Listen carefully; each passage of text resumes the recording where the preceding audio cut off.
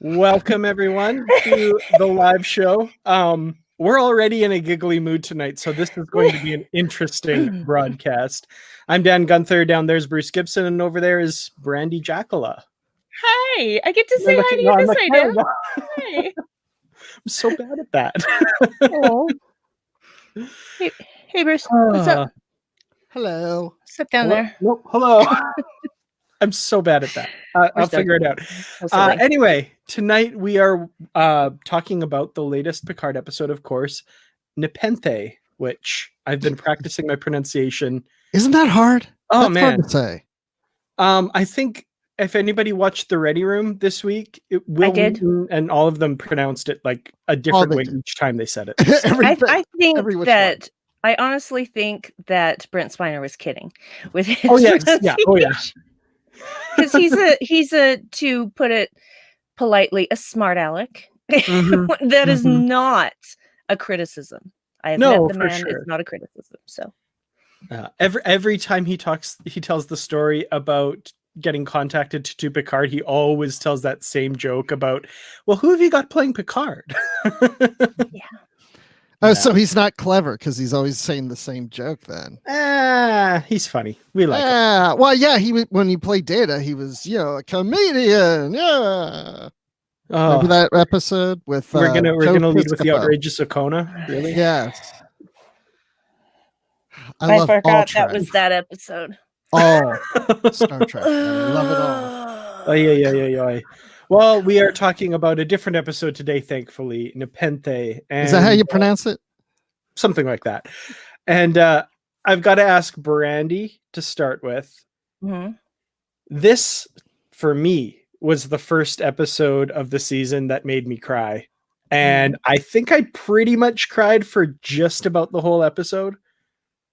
I don't know. Were you on the same level there? I was super emotional through most of it. Mm-hmm. Except maybe the see you next week sort of preview thing. So it was a lot like I was always on the verge of crying if I wasn't already crying.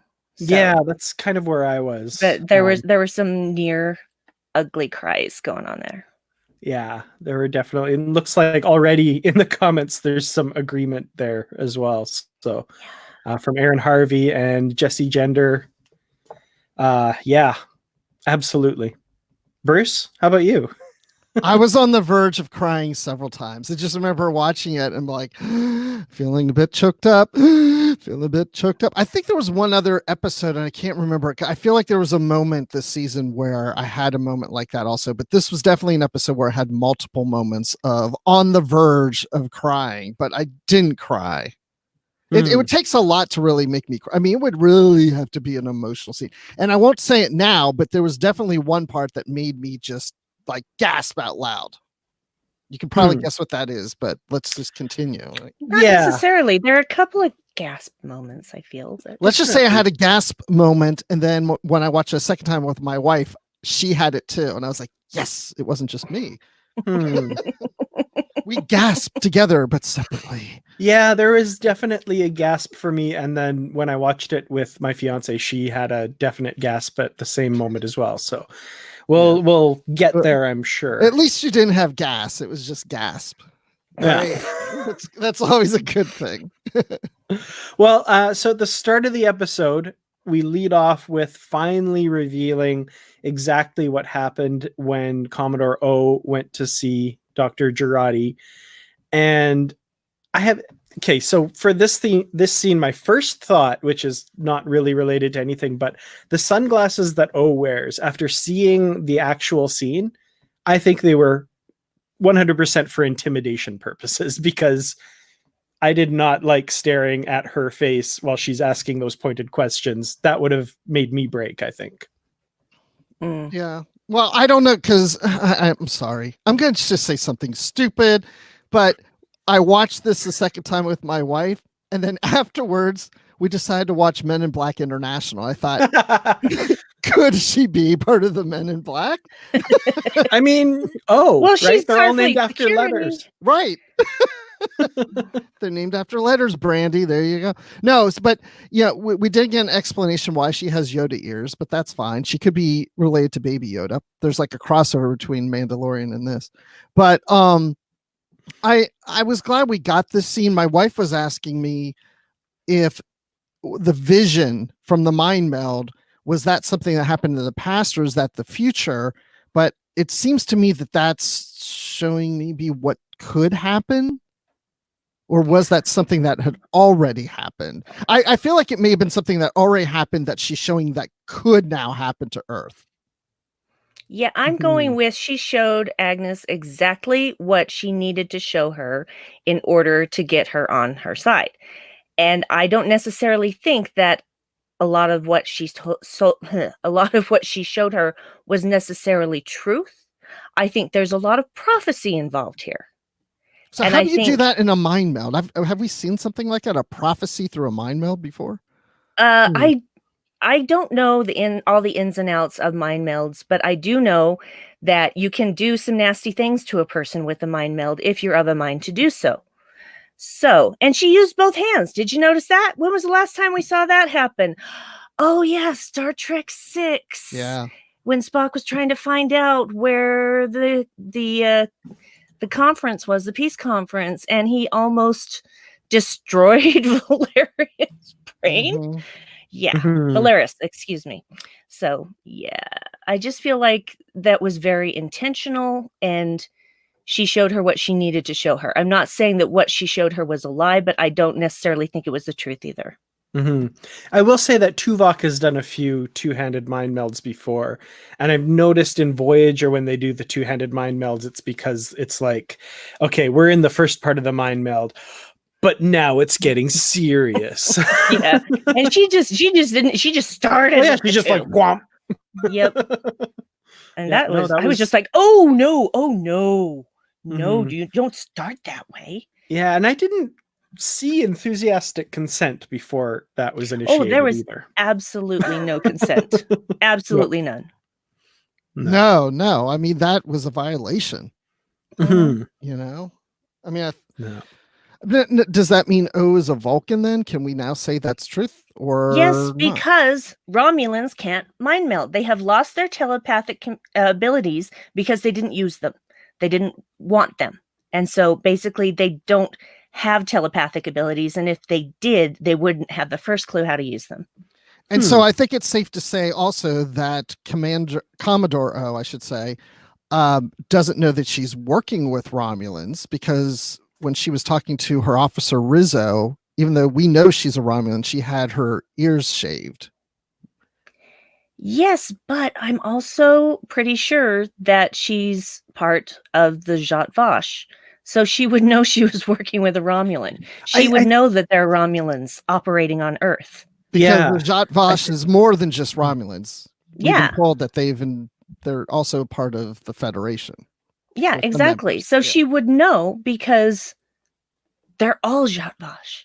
I think she knows she's working with Romulans. There's something about the way she said that line in the second episode where she was like, Picard was asking about Romulan operations here on Earth. Like, hello kind of thing. Like, oh my God, he's going to uncover what we're doing kind of thing. So yeah, she knows. She absolutely knows. She's Starfleet Security, head of Starfleet Security. She knows. She knows. And that line she said to the Admiral was like, if that were happening, I would know. And then you would know. So. And then we would all know, you know. Exactly. I'm sorry. I need a drink of water. Literary tricks. Well, I mean, there you go. But where do we go from there? What's the next scene? I think it was over at that point. I think we're on the ship. We're on the ship with the tractor beam, right? Yeah. Can I just say though, there was way too much vomiting in this episode, and I don't appreciate there was a lot of vomiting. Really just didn't appreciate that. I don't need to see it. I don't need to hear it. And I was really identifying with Rafi in that one scene. You know what I'm talking about. We'll talk about it later. Yes, I know what you're talking about. I'm curious. Okay. Yeah, because I was thinking there was like, oh, she only vomited twice, but then at the very end of the episode, she's foaming. That was close enough. I was, anyway. Right. All the vomiting is We'll from get one there. person. It's all the same person. Yep. It's true. Yep. Yeah. And Aaron Harvey says, yeah, that was gross. I agree. And yeah, they had to use red velvet cake in the, yeah, that was gross. Anyway. Yeah. Later in the show. But yeah. Not fun. So yeah, we're on the ship, and this is where we start to see Dr. Girardi's just totally coming apart at the seams here. I thought Alison Pill was great in this episode. She was totally manic for the whole everything, and in a really believable way. I haven't seen a lot of people talking about her performance online, because I think there's a lot of other really great stuff in this episode that kind of, I don't want to say distracted from that, but maybe made people overlook that. But I just want to give her a shout out here because she's really great in this episode, I think. Yeah, I hope she's watching right now. Yeah, there we go. Oh yeah, she totally is. No, I agree with you. I remember watching this thinking, I haven't really cared that much for her character throughout because there's something about her that we can't trust or we don't know about. And so I haven't been really, it's not that I don't like the character, but I'm not warming up to her as much as the others. But after watching this episode, I'm liking this character even more. And a lot of that has to do with the performance. I mean, there's so much different emotion, highs and lows with that she could just like turn on at the right points at the right times. And I was just like, wow, she is knocking out of the park. Acting wise, she stole the show in this episode, in my opinion. Now, don't get me wrong. The rest of the acting was superb too. I loved it. But yeah, it really stood out to me. Mm-hmm. Yeah, and in some ways, I think her character, I mean, there's of course the big thing she does at the end, which we'll talk about. But in some ways, her character right now is trying to save these people that she's come to like a little bit, because, she's not outright saying, but she's like, do we really want to go to Nepenthe? Like, let's just forget about this and go home, because she knows they're following them, right? Yeah, and she knows that she's the reason. Mm-hmm. Absolutely. So I really appreciated her performance as well. And she has a really hard job on this show. She has to be someone with whom you can actually sympathize, but also that you're just like, what are you doing? And that is a really fine line to walk. So she's a master. I tip my hat. Well, yeah, because I mean, she's almost like a villain in a sense, because she's manipulating the crew. She's not being honest with them. She killed Bruce Maddox. I mean, there's a lot of things about her not to like, but at the same time, you sympathize with her. She's caught in a very difficult situation, having to balance that, trying to, fit in and be friends with these people, but then she knows that they can't trust her because she has an alternative motive and they're being followed because of her, and she can't say anything because if she did, something could happen to them. And it's like that scene you just mentioned. It's like, let's just go home. Let's all go home. We'll be safe. We can be out of this and we can all be done. And Picard and Soji, they're on their own and they can do it themselves. But at the same time, she's feeling responsible. And it's like, what do you do? What do you do? And it's like, this character is so up and down. It's just incredible. Mm-hmm. Yeah. And Automated Joy makes a good point in the comments too. That little moment, she says Girardi also tells Elnor she's proud of him. There's that moment where I think it's Rios says, "We all think you're crazy," and she says, "And very brave." They kind of look at her and they're like, "Yes, very brave." But yeah, there's just that little bit of humanity coming out there that I really liked. I thought that was a really nice moment. Yeah. Yeah, it's one of those things. It's like, oh, I kind of like her now. And then the next scene, it's like, oh, just get rid of her. Yeah, she's complex. Mm-hmm. She's multidimensional, unlike Narissa, who is just somebody you want to see die horribly. Yeah. Oh man, I was just about to say it's almost like the characters in this show are complex and have multifacets, and then I remembered her. So, well, you've got to have somebody who's just evil through and through. You got to have somebody to completely hate. To be fair, and we're going to be, I've decided we're jumping all over this episode now. Sure, why To not? be fair to Narissa, believe it or not, I'm going to utter those words. To be fair to Narissa, she thinks she's doing the right thing. Like when she says to Hugh, you've put the lives of trillions of people in danger and the work of hundreds of agents over decades, blah, blah, blah. She believes, like, she absolutely believes that. And They always do. yeah, I know, but they always do. She's But it may be complex as true. well. It may be true. I mean, it may be something we find out that the Romulans are right in this, that these synths and this world that they're from or whatever, I mean, they could destroy Earth. I mean, and maybe, Mhm. you know, we're looking at these Romulans, we're looking at Commodore O as, you know, the villains of this, but it could be just that they're in the know and we're not. And once we find out the information, we'll go, oh, O was right. Mhm. Now, that's not to I'm only giving her a little bit of credit here because that's not to say she doesn't obviously also enjoy torturing and killing and being horrible and evil and stuff. But Mhm. she does, I think it's in service of the greater good, which again, all good No. villains do. I don't think that her being that way, she thinks it's in the service of a greater good. The things that she does to get what she needs, yes. But, Yeah. you know, harassing her brother and stuff like that, no, she just does Oh, that no, because no. she's a horrible person. Oh yeah, no, I'm not talking about that stuff. Yeah. She's obviously a horrible person, but also thinks that the work she's doing and what she's trying to protect and the ends that she's working towards are for a good reason. Yeah, which is always what the villains think, because no villain thinks Every good villain, they're anyway. a villain. Well, that's true, but no villain thinks they're a villain. Exactly. Yeah. They, Yeah. they all think that they're doing something Elmer good. Fudd did not think he was a bad or good villain. I don't think he thought himself as a villain. He was just No, a hunter exactly. looking for rabbits. Oy. Oh, wait, but Or was he hunting bunny corn. corns? Bunny corns! They must Corn. be really nasty if they have poison sacs. How Yeah, dumb was the bunny corns? But I love it. Did you cut out the venom sacs? No, I left them in so we could all start spewing black bile and die. I loved the way she said that with such glee. Definitely. It was so great. Okay, so yeah, we find ourselves on Nepenthe. The first thing we see there is a bunny corn, which plays a large role in the story later. But the first person we meet is Kestra Troy Riker, played by, I think it's Lulu Wilson, who, can I say, also does an incredible job in this episode. Like, Yes. Star Trek's been hit or miss when it comes to child actors, but oh my goodness, is she ever good in this? Yeah, one moment you hate her, next minute you don't. No, I'm kidding.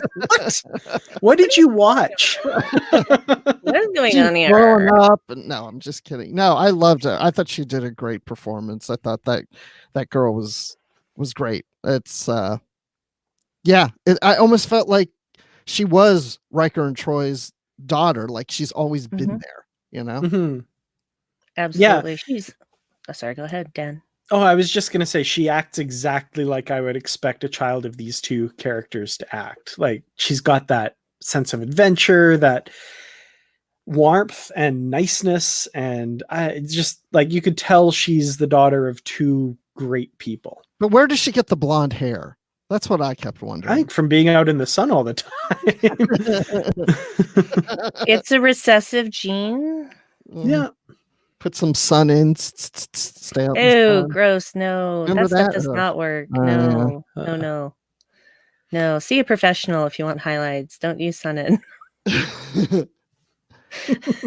So yeah, I mean, we knew, of course, we were getting Troy and Riker in this episode, but when you saw this girl, did you know right away that this was their daughter? Totally. Yeah. Absolutely. I've heard some people say they didn't realize it until they were approaching the house, and then they saw the house, they realized, oh, this is their daughter. I've heard a few people say that online. Oh no, I immediately thought it was their daughter, especially how snarky she was. Not in a bad way. She was charmingly snarky, and just and also a little bit full of wonder at the same time, which is a difficult thing to portray. So She's smarter than your average kid, and yet she's still got a childlike wonder about her. Which was so great to play against Soji. Yes. You know, she's trying to figure out where her place is, and she hasn't had that childlike wonder. She was never a child. Her memories remember being a child, but remember the memories that we see that she has as a child were not happy memories at this point. You know, it's that vision of approaching the lab with her dad and seeing herself on the table and the moons and everything. And now it takes this child to help Soji figure this out. The thing I love about this episode, I'm kind of summarizing this whole thing, when it comes to Riker and Troy and Picard and Soji and Kestra, was it Kestra? Kestra. With Kestra, that it's a discovering of themselves throughout this episode. They know more of who they are at the end of this episode and rediscover themselves than they did at the beginning. And it's because of the Riker family getting them there. Yeah, definitely. I loved the pairing of Soji and Kestra, that kind of shared trauma that they have, with Kestra having lost her brother, and the importance of that to Soji's journey and what she's going through. And I mean, they outright spell it out at the end, but you know, it's still, I think, a needed scene that connects these two characters in a way that I wasn't expecting at all. And you know, it's funny to think that Soji is the younger of the two. She's kind of learning from this older person, Kestra, in an odd way, which means she's the boss of her, which is kind of cool. But yeah.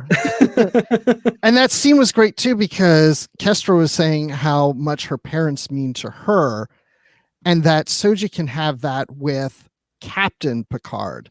And I like that she said Captain Picard, because that's the person she knows. That's the person she's been told about. And that's really the person Soji needs, not this Admiral Picard person. We're going back to who Picard used to be, and she needs the Captain Picard in her life.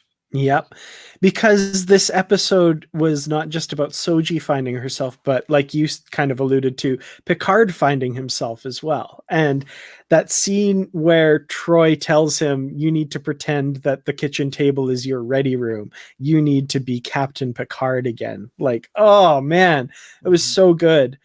And again, like, we're jumping all over the episode, but when they're at the kitchen table and he's talking, his voice has always been different in Picard up until now. But when he's at the table talking to Soji, and he even calls attention to it for a different reason, but he says, listen to the timbre of my voice. And I'm like, oh my, it sounds like Captain Picard on the Enterprise in TNG. I was loving that so much.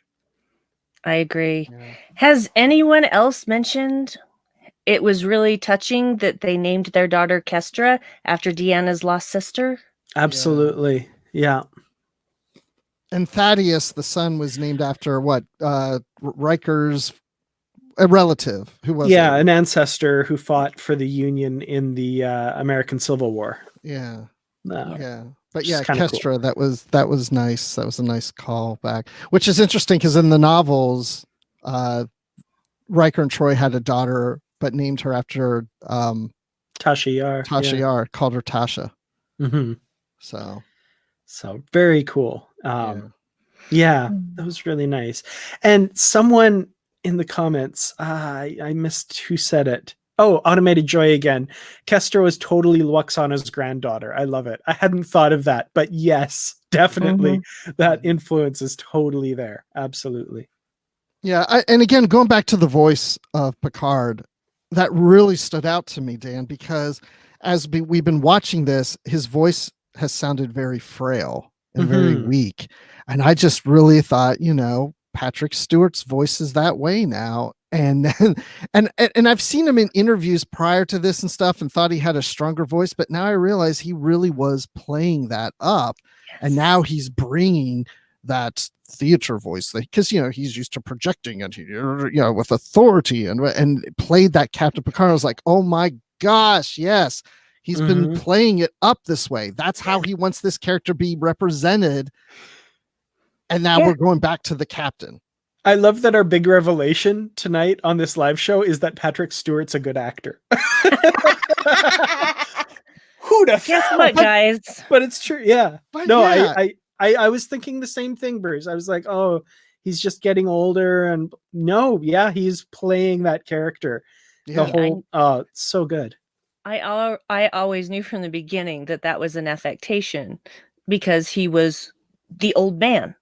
And Mhm. now he's finally figured himself out. Well, not completely, but a good portion was figured out in this episode, and he can move forward. Because honestly, when he got to Nepenthe, he had no idea what he was doing.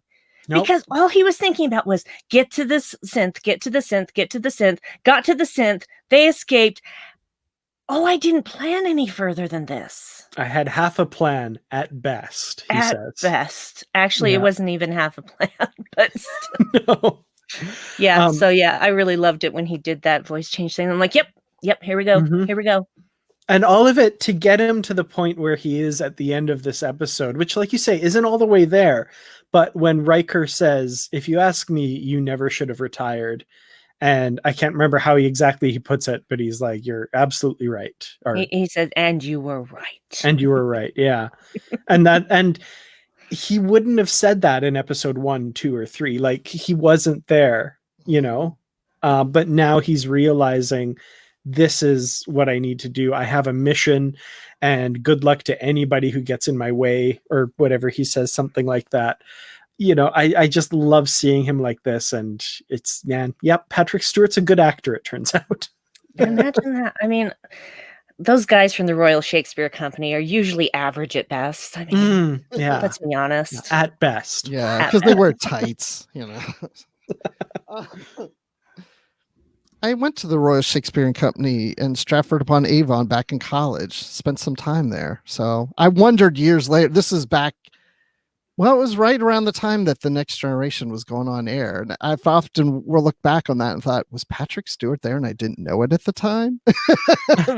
Were they at the same time, maybe? By the way, Nepenthe, it's interesting because I was in Los Angeles at a sales meeting this week for a company, and somebody was talking about going up the coast of California and stopping at Nepenthe, and I was like, did I just hear Nepenthe? Like, I'm not used to this word, and now I'm hearing it in everyday life. How weird is that? Apparently it's like a restaurant or something. I was just like, how weird. Do they serve bunny corn pizza?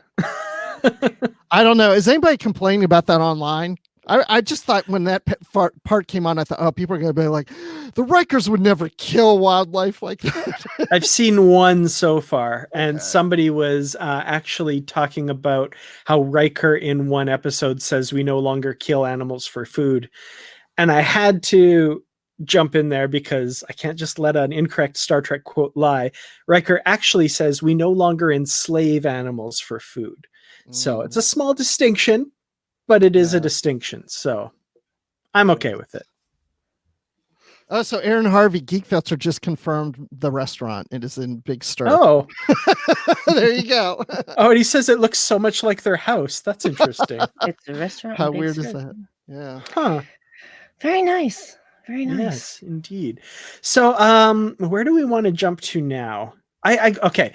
I'm going to say, jumping back a little bit in the episode now, this is where I first started to get a bit teary, was where Kestra and Picard and Soji come around the corner, and Deanna greets Picard.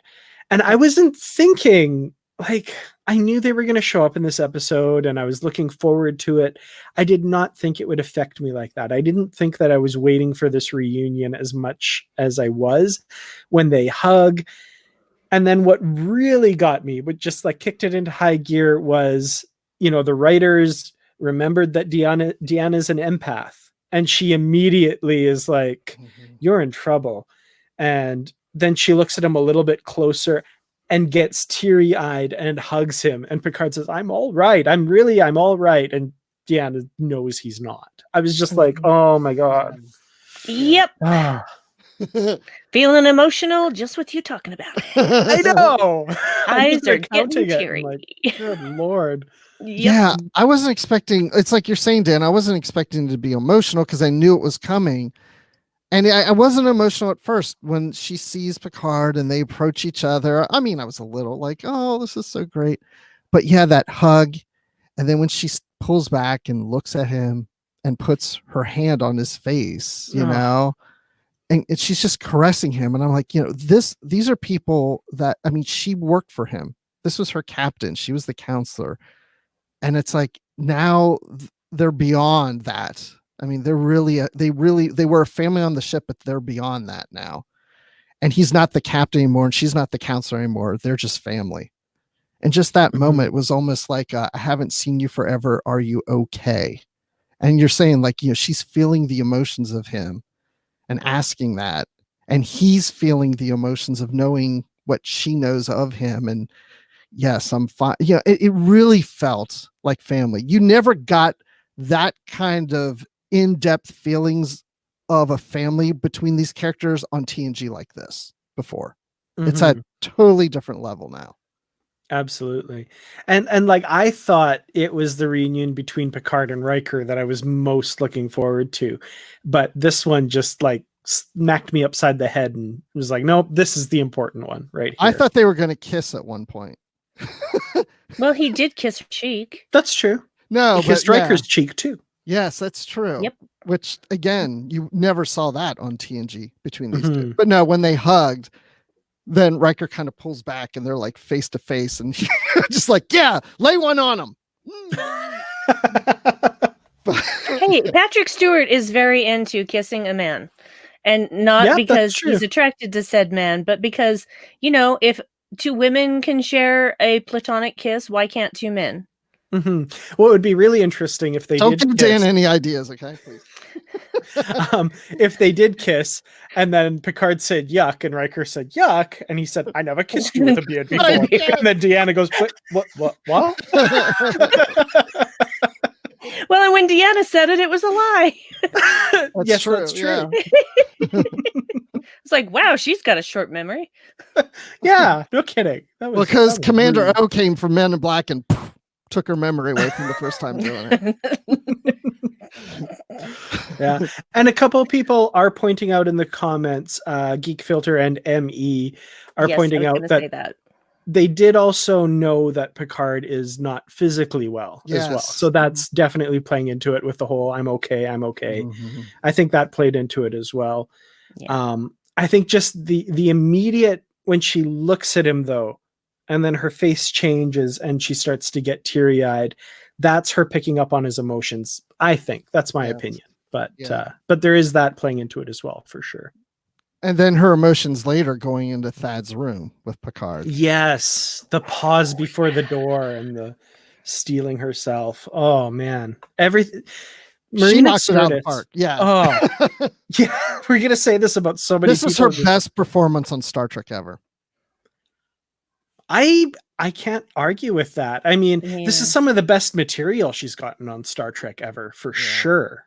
I think, which is in some ways a little bit sad, but also just like so good to see. She got a good counseling session in with a major character, which, we didn't see enough of, I think, in TNG. Everybody went to Guinan instead after a while. So, Marina Sirtis just really got some good stuff to play with here and knocked it out of the park. I guess we're going to drink every time we say that in this episode too. All right. Okay. So anything to add from anybody for Marina Sirtis's performance here?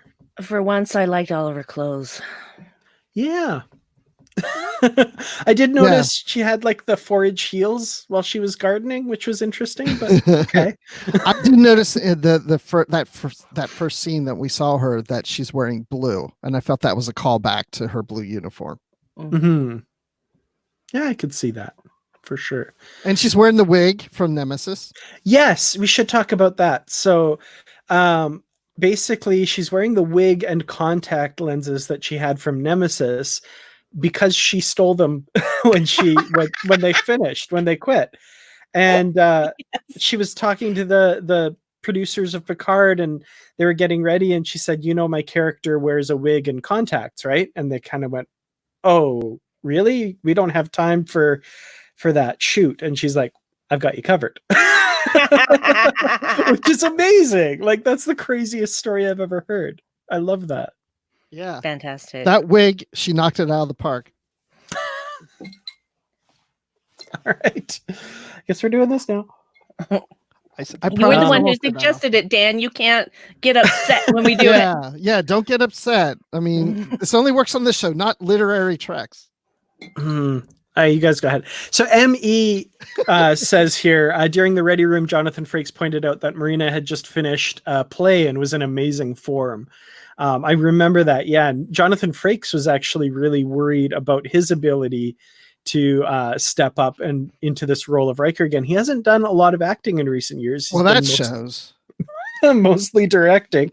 Kidding. Okay, well, Bruce, elaborate on that, if you will, then. What did you think of Riker in this episode? No, I did. I like Riker in this episode because there were so many times where he was two different Rikers. He was the family Riker on this planet, very relaxed, almost like a Jonathan Frakes person, making pizza, just being relaxed, doing whatever. And then there were times you saw number one, you saw Commander Riker coming out of him in certain situations, whether he's calling up shields or how he's talking to Picard. It was just this nice balance where it's like, I'm not in Starfleet anymore, but the Starfleet's still in me when I need it.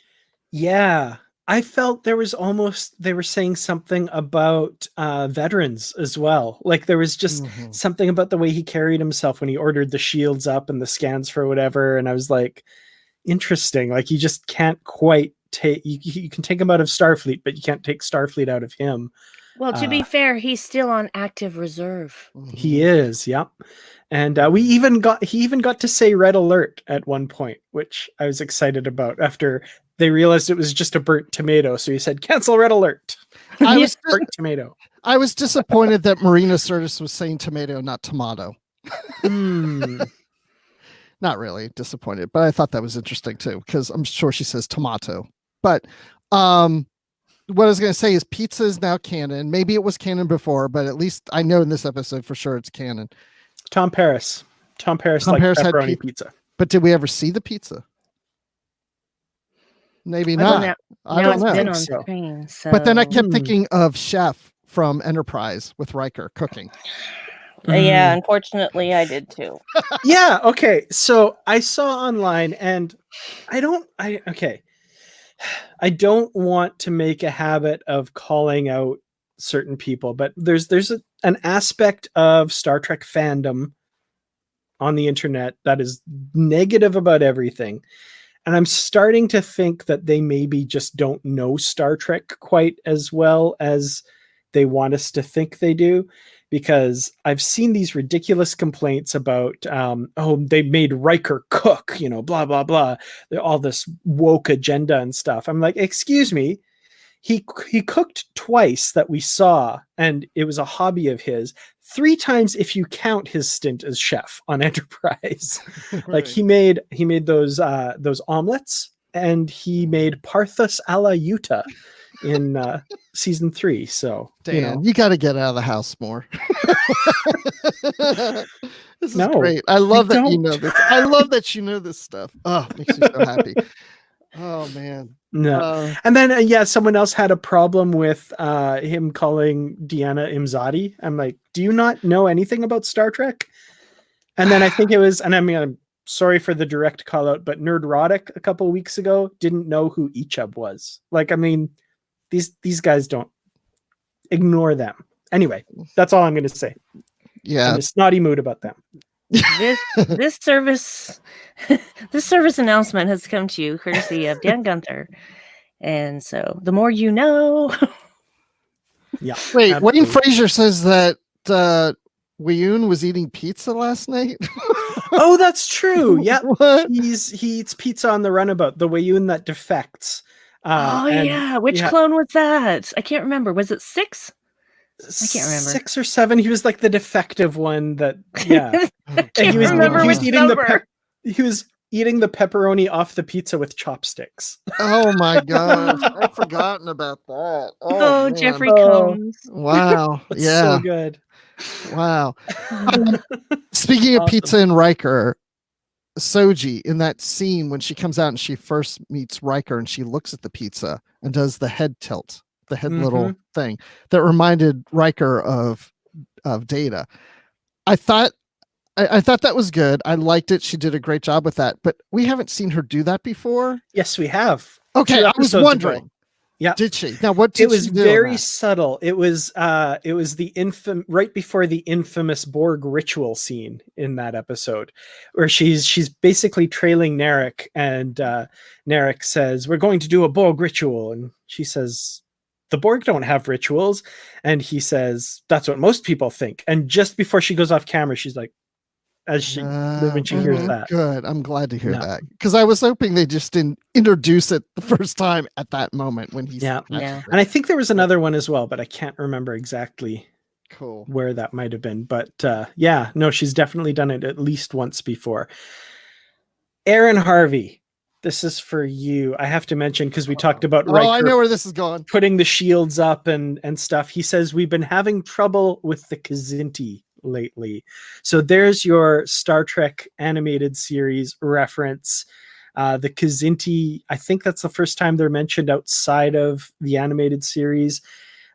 Larry Niven was the inventor of the Kzinti, and I think he's used them in novels of his before. And apparently there was supposed to be a 5th season Enterprise episode that was going to feature the Kzinti, called Kilkenny Cats or something like that. What was it called? Kilkenny Cats, I think.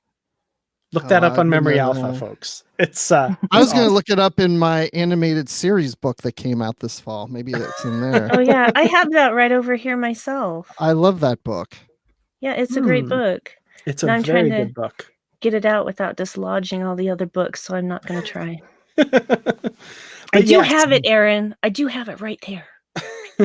Hey Dan, share what I just put down in the thing there. You see that? To share. Do you see anything? I don't. Oh, okay. Oh, sorry. Wait, there we go. Yes, the Kzinti. There we go. In case anybody didn't know what they look like, it's on screen. Because I do know some people out there have misheard it as the Xindi. So, well, it does sound a little bit like that, but upon a second viewing, because I thought maybe that was the case at first, and I thought, no, I don't think that's it. But I watched the second time with subtitles, so I could find out for sure. Which is also when I found a glaring oversight in the closed captions, was when Rios called Elnor, and the closed caption read, "Hey Mono." That is not what he said. He said hermano, which is brother in Spanish. The least you could have done was get that right. Oh, wow. Because mano means hand. He wouldn't call him hand. Anyway. Oh, man. Maybe he'll call him foot, but not hand. It just made, and I'm like, why would that closed caption say that? He said hermano. I haven't watched it on Crave here in Canada with the closed captions, but I might have to do that, because I know people have been saying they've been different across the different platforms, and actually Wayne Fraser says Amazon got it right. So, interesting. Well, we watched it on Amazon, so okay, yeah, maybe not Amazon in the US, unless Wayne's not in the US. I don't know. So, Wayne, where are you? Just curious. Interesting. Okay, let's talk about Rios then, because Rios in this episode, I was a little bit disappointed at one point with him, because I thought he was totally 100% onto Girardi. Same. Yeah. Well, of course, we discussed that last week. You guys had convinced me. By the way, Wayne is in Australia, so he's getting different closed captioning on Amazon. Okay, so Amazon Prime in Australia. Aaron, you did not just reference Manos Hands of Fate. Don't do that. Shame. Bad, Aaron. Bad. I have to admit to ignorance on this one, I'm afraid. Oh, please don't ever see it. If you are going to see it, at least watch either the Riff Tracks version or the Mystery Science Theater 3000 version, because that is the only way you will come out of that movie alive. See, Dan doesn't know because it's not Star Trek, so. This is true. But yeah, I have decided that Rios is either an idiot, which I don't think he is, or he's a closet idealist who just can't figure out who to trust. Yeah, I mean, he was told to his face. She's like, "It's me," and he's like, "Meh," and then still goes. No. And like, he said it's not her. When he's talking about Raffi, and he says, "What? So it's you?" And yeah, and she says yes. Like, well, she doesn't really. She just kind of stares at him. And then that's when Raffi's like, "Hey, there are shadows back." Anyway.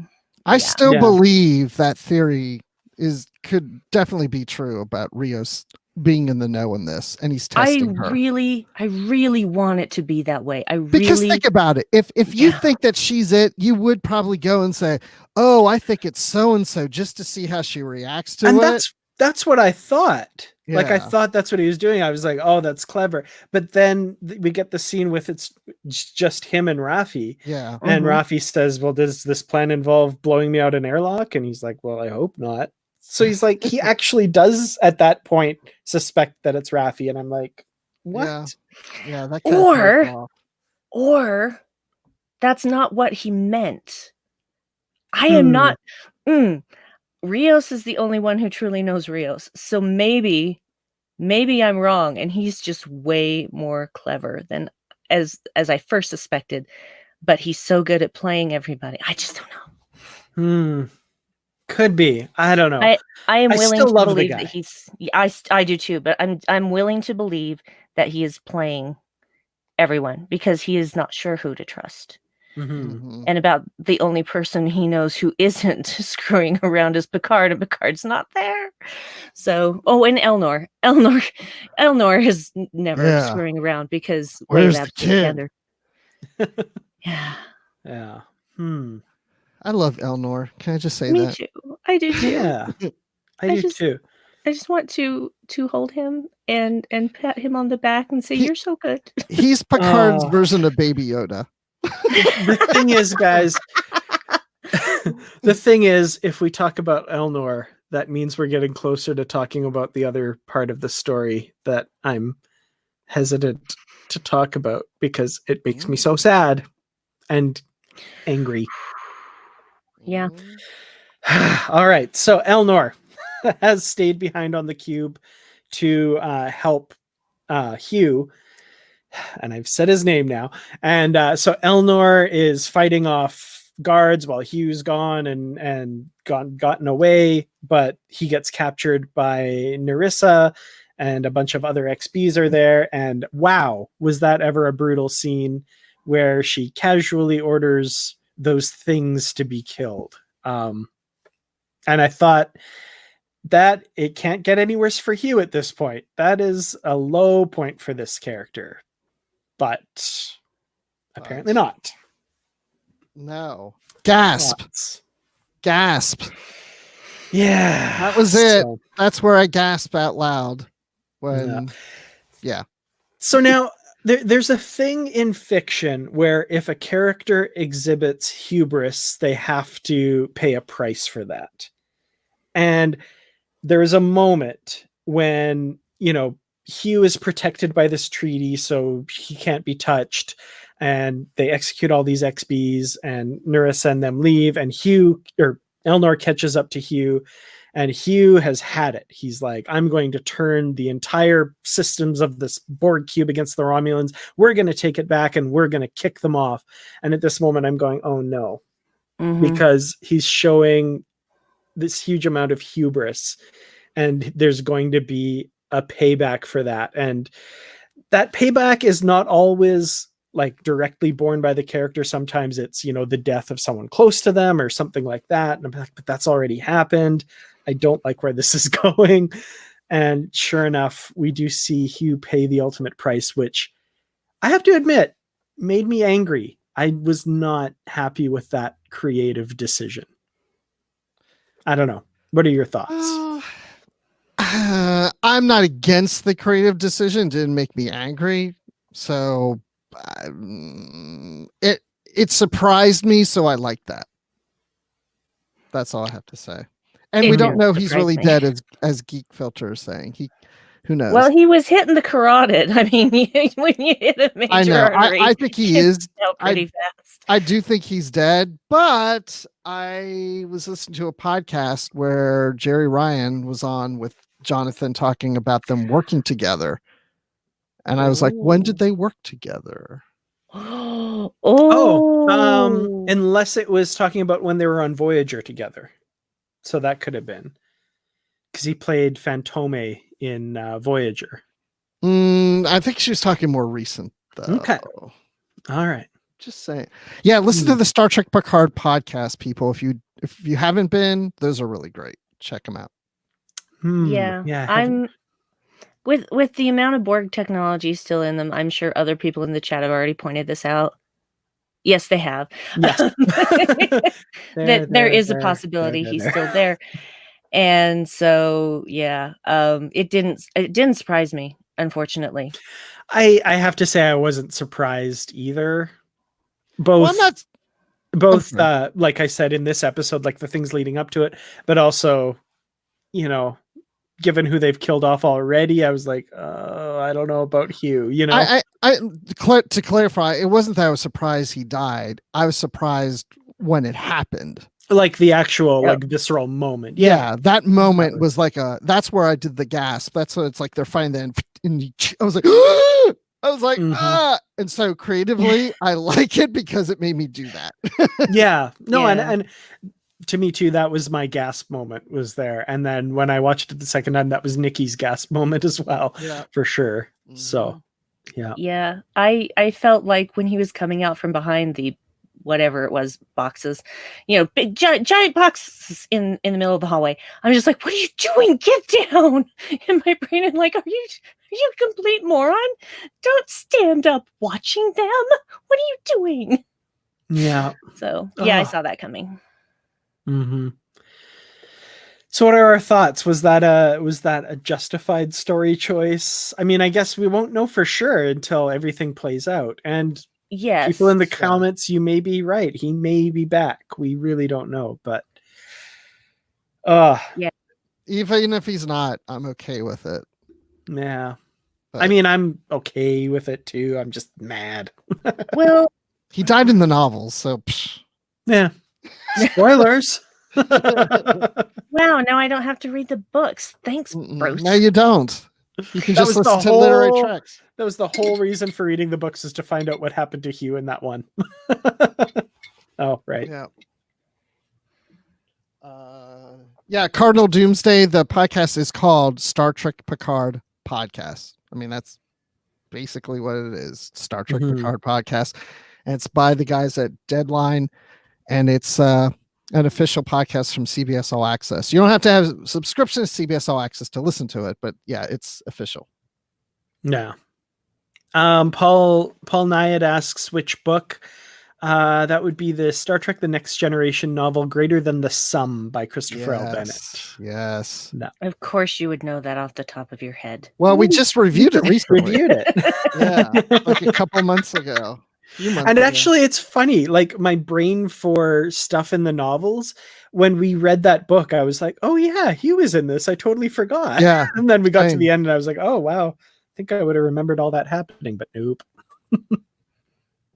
Yeah. Indeed. So Cardinal, I know you're not in the US, but I would think this podcast would be available everywhere because it's not part of CBS All Access. They just back it.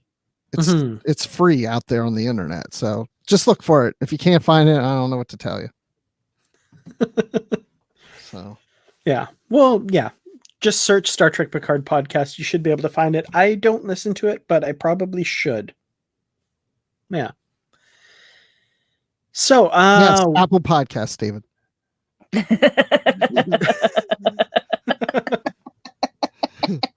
And Spotify or wherever you get your podcasts. Yeah. Indeed. So what else do we want to talk about with regards to this episode? I think Raffi had an interesting role to play as what did she call it? Aunt Raffi? Auntie Raffi. Auntie Raffi. Auntie Raffi. Oh, darling, let Auntie Raffi take care of that for you. Yeah. So cake. Was it just cake in that cake, or I'm pretty sure it was just cake. I think there's enough sugar in that cake, all that icing and everything. Holy crap. I wanted to eat that though. Now, Oh. see, Rafi's reaction when Agnes is throwing up was like, Yes. and that was me. I knew that was a would nice be- touch. Yeah. Because that is exactly what happens to me when I see someone throw up, whether it's fake or real. Mhm. And where was the EMH? Like, why didn't he show up? Okay, so this is something that I was expecting in this episode, but then the very end of the episode blew that out of the water. Mhm. There was a couple times I was like, I think a hologram would show up right now. Right. Like, you know, when she's throwing up, I think Raffi says there's a We've got a hospitality hospitality emergency. emergency. But I was like, well, also kind of a medical emergency. Maybe if someone's vomiting, you'd think the EMH would pop in. So I had thought that like Girardi had disabled the EMH or like shut down the Mhm. holographic I system thought that too. Yeah. because the EMH knew what she did. You know, my initial thought was, oh, she probably just deleted those files or whatever. But yeah, with this, I was like, did she sabotage it so they're gone, they're deleted, or they won't show up or something? But then, of course, the EMH shows up right at the end. So that kind of destroyed that theory for me. Well, maybe it's yeah. programmed because, let's face it, Rios has probably, gotten drunk and thrown up a few times on the ship. And so I'm guessing that the EMH is only programmed to activate when it's something super serious. Vomiting is not super serious in But that now- regard. Okay, so Brandi, the first time we saw the EMH, why did he appear? There wasn't anything going on like that, was there? On the there's very a shard of metal. Oh, that's true. The shard. Yeah. But I get. But what I'm thinking about is when Rios was reading. That was the navigational hologram. That was the Ah, emergency yeah. navigation hologram. He came in to report that whatever it was just scraped right off. Oh, that's right. Yeah. Okay. So Yep. yeah, I don't know why he didn't show up, but yeah, I guess Uh-huh. throwing up isn't a big deal on the Yeah, ship. that's what I'm thinking. I'm thinking he set the parameters so that the EMH doesn't show up for non-emergency things. And see, that's Yeah. the thing. Is throwing up an emergency? Not really. No. Is foaming at the mouth an emergency? Oh, definitely. Mhm. Definitely an emergency. Yeah. Yeah, I just thought it was interesting that they directly called attention to it. Like, there's usually not something in a script that's not there for a reason. So she's like looking around for a hologram Yeah. and saying like, "It's a hospitality emergency. Hello," or Well, he whatever. really hates the hospitality hologram. That's true. Like, the he parameters for that are really- set really, really high. Yeah, Like, he really hates that one. So, yeah. Mhm. yeah. Interesting. So yeah, that was kind of one of my theories that was destroyed at the end, which I guess we can talk about the end if we want. So they're getting chased by Narek, and of course through the flashback we learned that it was this compound that Girardi took in that's allowing her to be tracked, and then she injects herself with something that I'm assuming makes that inert or gets rid of that, but it also has the effect of being a neurotoxin. So yeah, what did you guys think of her? Bruce, what action did you there? do? Bruce did. Oh boy. He'll be fine. Hold on. Problem solved. Okay.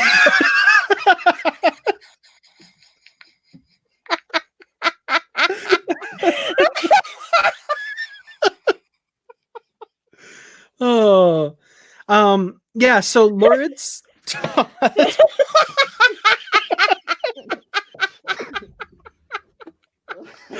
Oh. I'm in a coma now. You're extraordinarily spry and talkative for being comatose. The EMH Oh. helped me out of it. Oh boy. Whew. Oh man. But yeah, Lawrence Todd had kind of the same idea that I had, that the tracker, what does he say? I think the tracker was an isotope, which is why she took a shot of a metallic chemical compound. So yeah, I think it rendered inert whatever it was in her system that they were tracking. Yep. Does that make sense? Yes. Sure does. And at first I thought is she trying to take her own life? And I thought, no, she's not that much of a coward. So Yeah, I think you're right. I mean, the first time I watched it, I did think she was trying to take her life, and the EMH saved her. But then, the second time I watched it, was like, well, no, she knew that this would disable the tracker, mhm. and the EMH would activate. And at least she's hoping. I would think she's hoping that by doing this, the EMH will activate and take care of everything. And I love how he activates is, what is the nature of your oh, bloody hell. Yeah, definitely. Yeah, I was kind of surprised she was in a coma at the end the first time I watched it, and then kind of on reflection, I was like, no, there's still more of I think there's a redemption arc for her here. I don't think she's already started that arc. Yeah, exactly. Yep. Yeah. That arc is forming, and I think it's still got more to play out. So I thought I'm sorry. Lawrence Todd's comment about Narek's Romulan fidget spinner cube. Yeah. There's a little much. So much. I expected that to get thrown when he lost I thought he was gonna but no, I think he just swore in Romulan. Oh man. So I guess best episode or not? Oh wait. We haven't talked about Elnor and what he did at the end of this true. episode. So he's being hunted now, and you kind of see that innocence coming out in him because he's all alone. Everyone's out for him, and he's got nowhere to hide. And then he sees this chip hanging down, and it's that Fenris SOS, and he activates it. I'm just like, oh, Seven's coming. It's gonna be fine. So where did that come from? The little chip. Was that the one Picard had and he lost it? Yeah, well, he was. I don't remember. I don't think they really showed what happened to it, but I think this happened when he was stumbling around and disoriented on the Borg cube, and it probably caught on that panel, or someone one of the XBs had it. I don't know. I couldn't tell you, but it's pretty clear that Picard lost it at some point on the Borg cube. Okay, because I watched it through twice and I was never quite sure. Well, okay. Everything you just said, Brandi, is what I was thinking too. But Lawrence Todd just said Hugh's desk, and that makes me wonder. Hugh could have had one too. That is true. He would know Seven. Yeah. So maybe it wasn't Picard's. Yeah. But if it was just a general Fenris SOS, why would it be necessarily Seven that responded to it? But then again, if it was something going on a Borg cube, she'd probably want to be the one to respond. I guess we'll find out in the next episode. Yeah. Okay. But I just felt so sad for him because he was like, hiding and curled up on himself, and he almost had this childlike innocence going on. Just like, I am scared. And I'm just like, I want to hug you and tell you it's going to be okay. Yeah. Okay, that makes a lot more sense now, because that was kind of bugging me, and it just seemed like too big of a coincidence if that was the one Picard had. So that's thank you, Zamboni Josiah. That makes a lot of sense. Yes, and Becky 2010able. This is an excellent point. Yeah. In the ready room scene, the sneak peek scene, she does get there and ask, "Where is Hugh?" So I'm thinking that does belong to Hugh. Yeah. That makes sense. Yeah, absolutely. That's cool. Yeah. I'm glad we talked this stuff through. It helps a lot. Yeah, because that was one thing that was really kind of just sticking with me, because I couldn't figure that out. That makes a lot of sense for sure. Yeah. So is there anything else about this episode we want to talk about while we ask the folks in the comments to give us a rating for this episode out of 10, let's say? Okay. The chair recognizes Brandi Jackola. Thank you. The one thing that I wanted to bring up that we didn't really talk about is I loved Deanna telling off Picard, telling him he had it coming Yes. and he Yeah. had no idea what this girl had been through. And I was just like, yep, thank you. Because that needed to be done. That was the Mhm. moment. Yep. Yeah. That's the moment that really now clicked in Picard's head that he needs to step up and be the captain he used to be. Yeah, That's where it starts. absolutely. That was a great moment. Both Riker and Troy have moments in this episode where they talk to Picard in a way that they couldn't back in the day. And Riker explicitly says, like, I couldn't tell you this while you were the captain, but, It's he's not what a ship's counselor should say. And that too, yeah, exactly. I love that. I love that they're not just in the same positions they were, and they're not deferring to him, but they are giving him needed advice and guidance when he needs it. Not in the way that they would as his crew and advisors, but as like, no. You're in over your head. You're dealing with a teenager, and I don't think you're up to it. You need to do this. And then Troy's, you can't do that. You need to give her agency, and you need to give her the ability to figure this out. And her reality is everyone she's ever trusted has betrayed her, and that's just normal for her now. So don't be that guy. It's so good. Yeah. It just made me sit up and take notice and say, finally, someone is getting him to understand that this is not about you. Mm-hmm. When Dizzle Bizzle, I loved. I noticed Picard was comfortable with Riker's arm draped over the back of the bench. I really liked seeing that.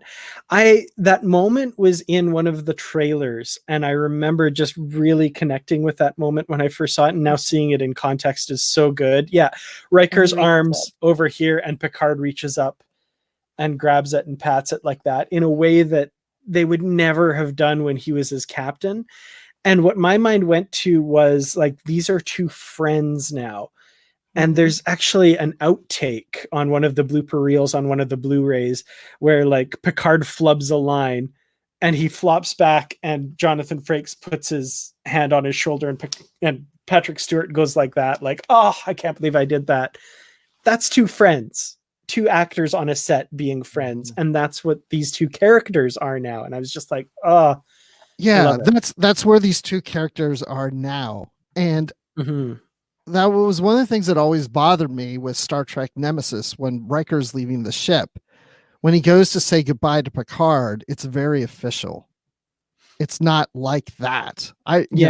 They'd spent 15 years together, they'd been through life and death, and it was essentially a handshake goodbye. When I read the novelization to Nemesis, and I don't remember this exactly, but there's a scene previous to that where they have a more warm goodbye. And then this was the official last coming in saying the official, goodbye from captain to captain. But now seeing this in Picard, this is what I wanted to see at the end of Nemesis after 15 years of serving together. But this is even better because it's past that. And it is, like I said earlier, they're more family and friends now. They're no longer officers to each other. So it's so nice to see this. Mm-hmm. Definitely. One thing we didn't talk about, Thad and his whole... So their first child, a son, passed away due to a silicon-based disease that the synth ban meant that the research wasn't done and there were no active positronic matrices to culture a cure in. So he's because of that. And also his invention of the 11 languages and 12, his whole 12, really. If you count the butterfly language. Exactly. But that's it's just wing wing beats. beats. Yeah. I loved that. Such a tragic backstory, and there's a lot of tragedy in Picard that's definitely not unnoticed, but like, this is a character that, wow, did I ever really wish we had gotten the chance to meet him, which is, I think that's good writing there. Like, yeah, that's awesome. Yeah. Wrote the Vivine language. Vivine, Vivine, spoken by the wild girls of the woods. That's one of the 12 languages. So Mhm. yeah, And then I there's mean, the southern witches speak. And yeah, uh, yeah. The And that's mind witches of the southern ice continent, I think. Mind witches. What's a mind witch? I want to know more about them. mhm. yeah. Let's get a whole series on that. Star Trek Mind Witches. Well, Or let's like a just book. do all of Thad's stories. Let's just do it. Let's have those books. See, Yeah. and that's what I love about books in Star Trek. It's like these kind of things we talk about. We can have a story and adventures with those sort of things. We could see Thad in a book and get to know that character. I mean, Mhm. that's what I just love that it just you call it an expanded universe in tie-in literature, and that's just what it is. It expands it.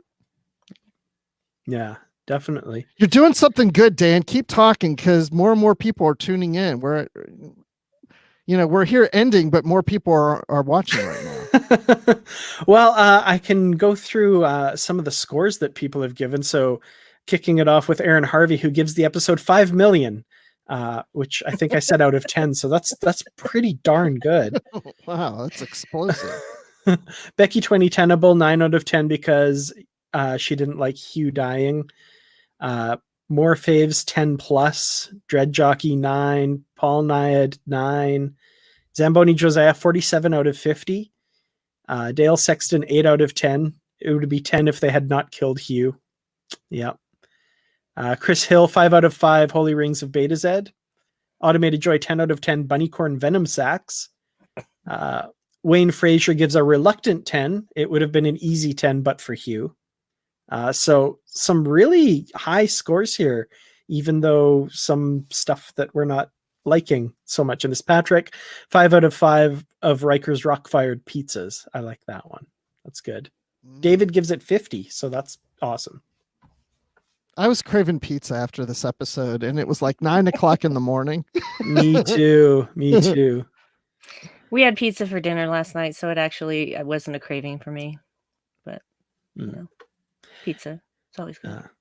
Well, So I give this one 9.5 out of 10 bunny corn sausages. So I really liked this episode. And again, the 0.5 was just for the anger at Hugh. But Hugh, why'd you have to come out from behind that box? See, I'm mad at Hugh. That's what it is. I'm giving this 10 out of 10 Wild Girls of the Woods. I love this episode. Excellent. I will also give this 10 out of 10 burnt tomatoes because it's, I don't know what the public reaction is because I don't want to see that reaction before we do this show because I want it to be my reaction and not influenced by anyone else's opinions about what happened. So I just, this is the one I've cried the most at this year. I think that's this season, I should say. I think that's obvious. And I'm not going to fault it for them killing off a character that made me cry. It's raising the stakes. Mhm. And, like it or hate it, it doesn't detract from the episode for me. Was I upset? Yes, I was. But you produced an emotional response in me, a huge emotional response in me. How am I going to fault people for that? Mhm. So it's going to get 10 out of 10. I understand completely logically what you're saying, but darn it, I'm irrationally mad. So That's the thing. You have every right to be irrationally mad. I'm not taking that away from you. I'm just saying this is the way I look at it. And I don't expect everyone else to see it the same way. Because if we all saw everything the same way, this would be a really boring planet. Absolutely. And speaking of the public reaction to this episode, again, I'm only going to talk about these people just a little bit. People. It seems to me, and I might be wrong about this, this is just my opinion, but it seems to me that the better an episode is, the more vocal that section becomes. Because I think they're afraid that their narrative that the new Star Trek is crap and blah, blah, blah, and it doesn't hold a candle to the old stuff is threatened when we get just a really spectacular episode, which this one was. So I agree with you 100%. And I think too. I know one thing that you probably saw today because you briefly mentioned it. there's a YouTuber out there. Hmm. And I was very curious because after I watched this episode, I'm like, he's hated everything. But I said, this is a good episode. I want to see if he admits that, you know what, this one was okay. I wasn't expecting him to like it. But as soon as he came on his show on YouTube, he says, this was the worst Star Trek episode ever. And I was like, you have got to be kidding me. Like, Yeah. the worst ever. Great. I love the worst episode of Star Trek ever. Just so you people know. Apparently so. And I don't think I saw who you're referring to, so I'm curious, but I don't want to give him credit. No, for sure. But that just fits perfectly with my thesis, I think. I think that's the case, that like the better an episode is, the more threatening it is to their narrative and their desire for everyone to see things the way that they see it. And, you know, I will never say that if I love something, you have to love it too. You may not have liked this episode, and that's fine. But yeah, those people that say that everything is crap, I don't believe you. Cardinal Doomsday, yes, you guessed correct. Just saying. Gotcha. And then Reinhardt 68 mentions the scene where Picard introduces Riker to Soji. He refers to Riker as Commander Riker instead of Captain Riker. I didn't even think about that. I didn't catch that, but he does say Commander Riker, and he's a captain. Oh, I didn't notice that. So, but what I did notice was when he introduces Troy, he says Commander Deanna Troy, which I really like because she's never referred to by her rank, only her title usually. Yes. So it's good to hear. I loved hearing Commander Deanna Troy. But I'm going to watch it again for Commander Riker. Nice catch. I remember him saying Commander Riker. But yeah, so... And I turned to Dave and I'm like, isn't he an admiral? Wasn't he an admiral when he... Oh, wait, that's just the books. Sorry. That is just the books. I thought about that too. So I gave this episode a 10 out of 10. Now it's a 5 out of 10 for messing that up.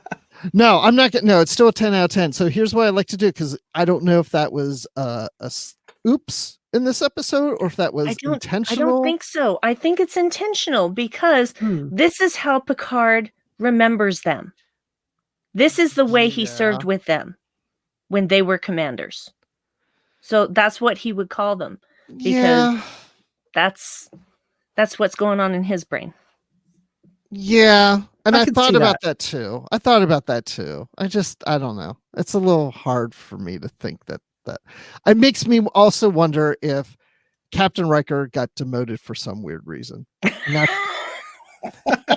don't think so. I think he got called to HR for straddling chairs. And he got demoted. My gosh, have you guys seen that video on YouTube of just clips of Riker straddling chairs? Yes. And it's like 5 minutes long of just him straddling chair after chair, getting up and sitting down. It's just like, oh my yes, Lord. Yeah. And it's funny because when you see it done in isolation, like once, it seems like normal, but all of a sudden you get like 5, 6, 7, 10, 20 chair mounts into that video, and you're like, this is weird. You're like, this has got to end soon. Oh no, there's 3 minutes to go. Yeah. Yeah. Oh man. Well, anything else that we missed with this episode? I'm sure there is something. I can't think of anything at the moment. Yeah. Nice reference to Picard's mechanical heart. I noticed that. I thought of one thing. Okay. All right. So when the Borg cube lets La Sirena go, and the first thing that I'm thinking is, they let us go. That's the only explanation for the ease of our escape. Easy? Yep. You call that easy? They're tracking us. Not this ship, sister. That's what was going in my head. Yeah, that's a good one. Yeah. So that's all I had. Automated Joy mentions Captain Crandall. I thought he was kind of a nice little addition, and like I'm kind of hoping we get to see him somehow, or I don't know. He seemed pretty cool. That was neat. I like and that. Really old. Mm-hmm. Older than even Picard, older than Picard. Yeah. That's old. Yeah. And the look on his face when she says that is just. And I like how Kestra gets the answer for just like she's texting Yeah. under the table. It's like, I know where the planet is because Captain, what's his face just told me. Crandall. Yeah, Captain. Yeah, and I saw her start doing thing, and I turned to Dave and I said, "She's finding that planet right now." Oh yeah. I thought she was on Memory Alpha.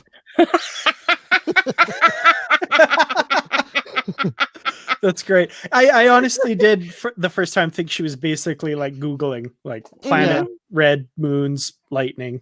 Yeah. Right? But no, that's awesome. Aaron Harvey says played by Jeffrey Combs in his headcanon. So until proven otherwise, sure. That would be the best. That would be so please bring me more Jeffrey Combs, please. Please, I will take him any way I can get him. Becky 2010able says, how can a kid get in touch with a senior Starfleet officer? So he wasn't a Starfleet officer. He was a private ship captain that she mentioned that she knew.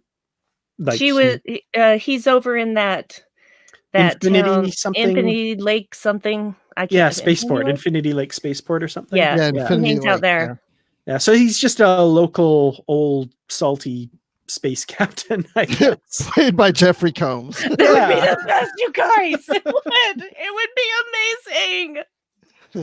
So amazing. Lake Infinity Spaceport. You'll never find a more wretched hive of scum and villainy. We must be cautious. You know, awesome. I don't know why this just hit my mind. It has nothing to do with this episode, but I think it wouldn't happen this season. But in a future season of Picard, I think there's one thing that absolutely would blow me away and would shock me to no end if Ben Sisko just showed up. I mean, it would be like, holy crap, you know? He came out getting Avery Brooks to do that. And that's the other reason it would shock me that he would do it. I mean, that would be just so awesome. Anyway. That would be pretty cool. And then Picard says, "Oh, it's Commander Sisko," and he's like, "No, I'm Captain. Damn it!" No, did that to Riker too. I know you did. He's beyond all that now. He's existed in all times at once. John Guppy says Crandall is like the shotgun in a Chekhov play. Yeah. Once it's been mentioned, there better be a payoff. We better see this Crandall guy. I hope so. Unless the payoff was he helped them figure out the planet, but I hope there's more. I hope we see him. Yeah, because why mention him? You know, it's got to be something. I don't know. Yeah. Well, I guess before we go, Brandi, why don't you tell people where they can find you online and all the cool, crazy things that you do? Well, I don't know about cool, but crazy, definitely. You can find me on Trek FM at the Edge Main Show, on the Edge Main Show. Yeah, that's it. We talk about Star Trek Discovery. Me and my friends Liam and Nick. We have a great time. We're currently in the middle of our 3-episode arc of covering the ships of Discovery. A lot of which I already have models of in my home because I am addicted to tiny ships. And you can find me someday again on Live from the Edge with my friend Bruce. That guy down there. That guy down there. Talking about Star Trek Discovery when new episodes drop. And also you can find me here on this show. Obviously, that was a dumb thing to say. I have a podcast with my wonderful husband, Dave, called The Dark Corner Podcast, and we talk about whatever nerdy thing we want. And the most recent episode that we did is our own supervillain teams. We were allowed to choose whomever we wanted from fiction, whether it be books, movies, television, what have you, and assemble a supervillain team. And we had a hella good time doing that. So you can catch that now. I also do a podcast just by my own lonesome called Headcanon and discuss all of the nerdy things going on in my head, which is constantly full of things, like all the time, 24/7, a million thoughts in a second. And it takes a lot of discipline to sort through and hang on to one of them. So it's a miracle this podcast exists, y'all. But And in fact, I need to get another episode done because I was unwell last week and I wasn't able to do one. So I've got another one coming out probably in the next couple of days, which you can find both of those, the Dark Corner Podcast and Headcanon, at darkcornerpodcast.com. And you can find me on Twitter, Brandywine12. That's it. Awesome. How about you, Cool. Bruce? Where can we find you? Well, you can find me live on the edge with Brandi, as she mentioned. You can find me on Literary Treks with Dan. And that's first, I just want to say how much I appreciate the two of you, doing Literary Treks with Dan, doing Aw. Live from the Edge with Brandi. And now we've kind of like brought you guys together with me. I mean, it's just like, it's icing on the red velvet cake.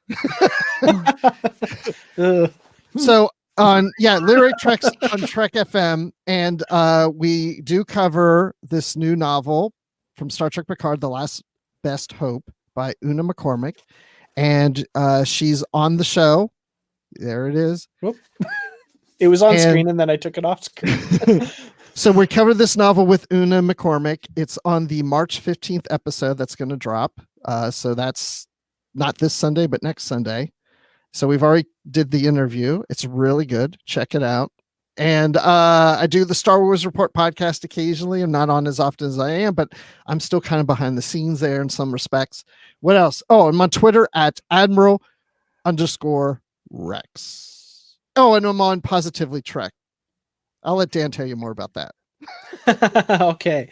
Well, as Bruce mentioned, Positively Trek is a new podcast coming out soonish.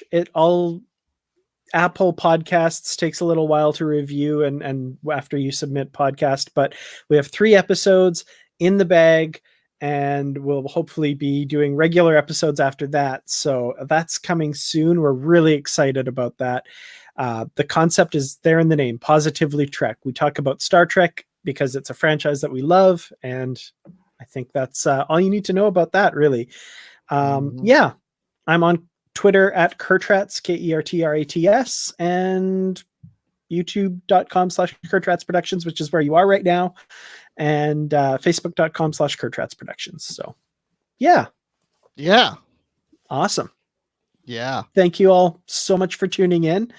This is always a lot of fun. So join us next Friday. We'll be talking about episode 8 of 10. Oh my God. Broken Pieces is the name of the next episode. So that sounds like it's going to be a happy, fun episode. But yeah, we'll see you then. Live long and prosper. Live long and prosper. Have a good night. And